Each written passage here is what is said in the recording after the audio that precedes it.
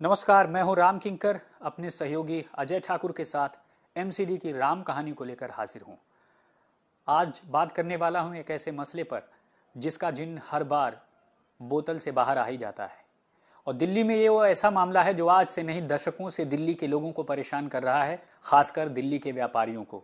यानी दिल्ली की अर्थव्यवस्था की वो रीढ़ जो कि दिल्ली को चलाती है, उसे परेशान करने एक बार फिर सीलिंग का जिन बाहर आ रहा है। और सब थर-थर कांपते हैं व्यापारी सीलिंग की मॉनिटरिंग कमेटी का नाम सुनकर। और मॉनिटरिंग कमेटी को आजकल मुझे लगता है कि व्यापारियों के सपने में आ रहे हैं वो रिटायर्ड जज, वो जज जिनकी एज इस समय 70 साल से ज्यादा हो चुकी है। यानी सुप्रीम कोर्ट में 65 साल तक वो काम करते हैं, 65 साल की आयु तक, और उसके बाद से रिटायर्ड होने के बाद मॉनिटरिंग कमेटी में जो जज काम कर रहे हैं, दरअसल उन्होंने व्यापारियों को थरथराने और कपाने का काम किया है।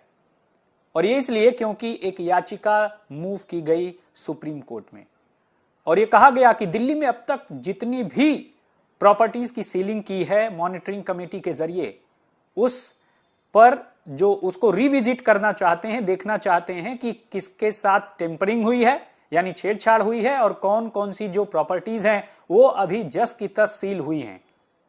अब ये सुनना था कि व्यापारियों के कान खड़े हो गए और बहुत परेशान हैं और सभी एक दूसरे से बातचीत कर रहे हैं। कई व्यापारी संगठनों ने तो साफ तौर पर कह दिया है कि यह ऐसे वक्त में व्यापारियों को परेशान किया जा रहा है जब साल 2041 का मास्टर प्लान आने को है। जी हां, 2021 में मास्टर प्लान आया हुआ था, उसके बाद से आपत्तियां और तमाम चीजें मांगी गई, सुझाव मांगे गए। अभी लगातार उस पर काम चल रहा है। इससे पहले कि वह एक ठोस रूप में सामने आता, इससे पहले सीलिंग का जिन बाहर आ गया। व्यापारी इसलिए डर रहे हैं क्योंकि उन्हें लग रहा है कि फिर वही होगा, दिल्ली में बुलडोजर दौड़ेगा और उसके बाद से जो निर्माण है उनके साथ दिक्कत होगी। देखिए, साफ तौर पर जब कमिश्नर से रिपोर्ट मांगी गई तो उन्होंने कहा कि तकरीबन करीब 4000 के आसपास ऐसी प्रॉपर्टीज हैं जिन प्रॉपर्टीज की सीलिंग की गई है। लेकिन आपको बताऊं तो 2 इलाके ऐसे हैं जहां पर जो है मॉनिटरिंग कमेटी की सीलिंग हो सकती है, क्योंकि यही वो इलाके हैं जहां पर पहली नजर में पता चला है कि 14 ऐसी प्रॉपर्टीज हैं जहां पर मॉनिटरिंग कमेटी ने जब सील की थी तो वहां टेम्परिंग हुई थी। जोरबाग और बंगाली मार्केट, जी हां, एनडीएमसी एरिया में तकरीबन 81 ऐसी सील प्रॉपर्टीज हैं और साथ ही साथ देखा गया है कि उनकी सील अभी भी जस की तस है। लेकिन 243 ऐसी सील हैं जिनसे छेड़छाड़ हुई है और तकरीबन 4000 के आसपास सील संपत्तियां हैं। और वो जो आंकड़ा कमिश्नर के पास मौजूद है वो साफ तौर पर बताता है कि तकरीबन 2577 ऐसी प्रॉपर्टीज थी जहां पर बेसमेंट में स्टील पार्किंग बनी हुई थी और लिहाजा इस वजह से उनकी सीलिंग की गई। यानी तकरीबन 3000 के आसपास हम मान लें तो साफ तौर पर सीलिंग हुई थी। 2 व्यापारी संगठन सामने आए और साफ तौर पर 2 बड़े व्यापारी संगठनों ने कहा है कि यह तो सरासर जाती है कि 241 का जो मास्टर प्लान है वो अभी आने को है और उन्हें राहत मिलती दिख रही है। बावजूद इसके मॉनिटरिंग कमेटी याचिका लगा करके ऐसा क्या कहना चाहती है? Confederation of All India Traders CAIT ने तो साफ तौर पर कह दिया है कि जजों की एज जब वो सुप्रीम कोर्ट में 65 साल तक काम करते हैं तो 70 साल से ज्यादा की आयु हो चुके हैं, वो मॉनिटरिंग कमेटी में क्यों काम कर रहे हैं? और कई व्यापारी संगठनों का यह कहना है कि अब तक तो मॉनिटरिंग कमेटी की जरूरत भी नहीं है, क्योंकि ये सब कुछ चीजें 2041 के मास्टर प्लान में आ जाएंगी और हजारों दुकान सील हो जाएंगी। इन सब के बीच आपको बता दें कि सीएआईटी ने साफ तौर पर मांग की है कि कोई कट ऑफ डेट दिया जाए और साथ ही साथ कोई एमनेस्टी स्कीम दी जाए। आपको बता दें कि एमनेस्टी स्कीम वैसी स्कीम होती है जिसमें बाकायदा राहत मिलती है, रियायत मिलती है, छूट मिलती है ताकि वह बन सकें। और बहुत सारे ऐसे व्यापारी हैं जिन्होंने कन्वर्जन चार्ज तक जमा किया था, बावजूद इसके उनकी प्रॉपर्टी अभी भी सील पड़ी हुई है।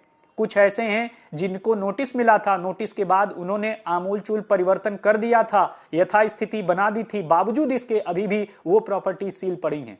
लेकिन ऐसा क्यों होता है कि जब भी निगम का चुनाव आता है तो हर बार कह दिया जाता है कि हम सीलिंग को नहीं होने देंगे दिल्ली में, चाहे वो जो भी राजनीतिक पार्टियां हों। बावजूद इसके जब जब देखा गया है सीलिंग का जिन बाहर ही आ जाता है। क्या दिल्ली की तकदीर में सीलिंग है ही?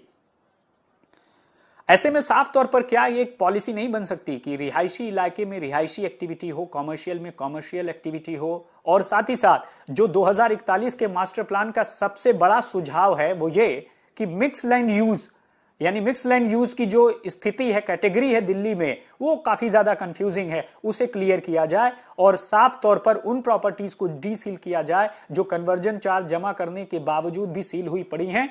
लेकिन आपको बता दें कि दो तरह की सीलिंग होती है, एक एमसीडी का जोनल कार्यालय करता है, वो साफ तौर पर कन्वर्जन चार्ज जमा न करने या फिर कमर्शियल रिहायशी इलाके में कमर्शियल एक्टिविटी करने या फिर प्रतिबंधित जगह पर अवैध निर्माण करने जैसी कैटेगरीज पर काम करता है। और जाहिर तौर पर जैसे ही उसकी आवश्यकताएं पूरी हो जाती हैं और हताएं पूरी हो जाती हैं, उसके बाद से जोनल कार्यालय से उसे डील सील करने का आदेश भी दिया जा सकता है। लेकिन आपको बता दें कि सीलिंग का जो जिन्न है वह इसलिए आता है क्योंकि दिल्ली की स्थिति ऐसी है कि बहुत ज्यादा कंफ्यूजन है मिक्स लैंड यूज की स्थिति पर। तो इससे पहले कि मास्टर प्लान आता, स्थिति जो है वो गड़बड़ हो गई। अब सीलिंग क्यों होती है? सीलिंग दरअसल अगर बिना परमिशन के आप कंस्ट्रक्शन करते हैं तो होती है, अगर आपने कोई मॉडिफिकेशन किया है बिना इजाजत के तो होती है, और नोटिस के बाद भी अगर आपने कुछ नहीं वहां पर किया या यथास्थिति बनाए रखी तो भी सील हो जाती है। लेकिन मॉनिटरिंग कमेटी से लगातार दिल्ली के व्यापारी परेशान हैं। साफ तौर पर एक बार तो मुझे याद आता है कि मनोज तिवारी ने बड़े अति उत्साह में एक मॉनिटरिंग कमेटी की जो सील थी उसे तोड़ने का काम किया था, उसके बाद उन्हें कोर्ट का रुख करना पड़ा था। तो क्या मॉनिटरिंग कमेटी को यह पावर इसी तरह से जारी रहेगी या फिर 2041 का मास्टर प्लान दिल्ली के व्यापारियों के लिए राहत भरी खबर ले आएगा?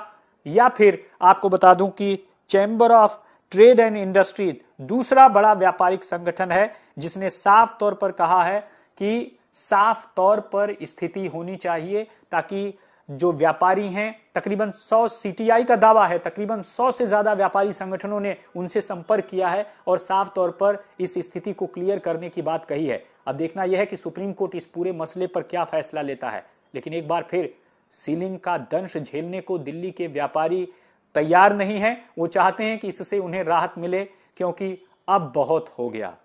तो क्या इस पर कुछ ठोस निकल कर आएगा या फिर दिल्ली सरकार, और साथ ही साथ आपको बता दें कि दिल्ली नगर निगम और डीडीए इनके बीच में तालमेल न होने की का जो खामियाजा है वो दिल्ली के व्यापारियों को भुगतना पड़ेगा, क्योंकि लैंड का मसला डीडीए देखता है और साथ ही साथ दिल्ली सरकार और दिल्ली नगर निगम में आम आदमी पार्टी का शासन है जो कि गैर बीजेपी सत्ता दल है। तो ऐसे में देखना यह होगा क्या किसी राजनीतिक सरगर्मी की वजह से व्यापारी परेशान होते हैं या फिर उन्हें सुप्रीम कोर्ट से कोई राहत मिलती हुई दिखती है। बहरहाल मुझे लगता है कि जब इस याचिका पर सुप्रीम कोर्ट कुछ देखेगी तब कुछ निकल कर आ सकता है।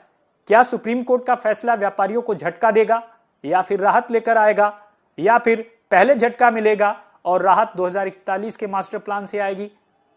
इसका सवाल भविष्य के गर्भ में है और इसका जो जवाब है वह इस याचिका की दिशा तय करेगा। फिलहाल राम किंकर को दीजिए इजाजत। एमसीडी की राम कहानी में फिलहाल इतना ही। धन्यवाद।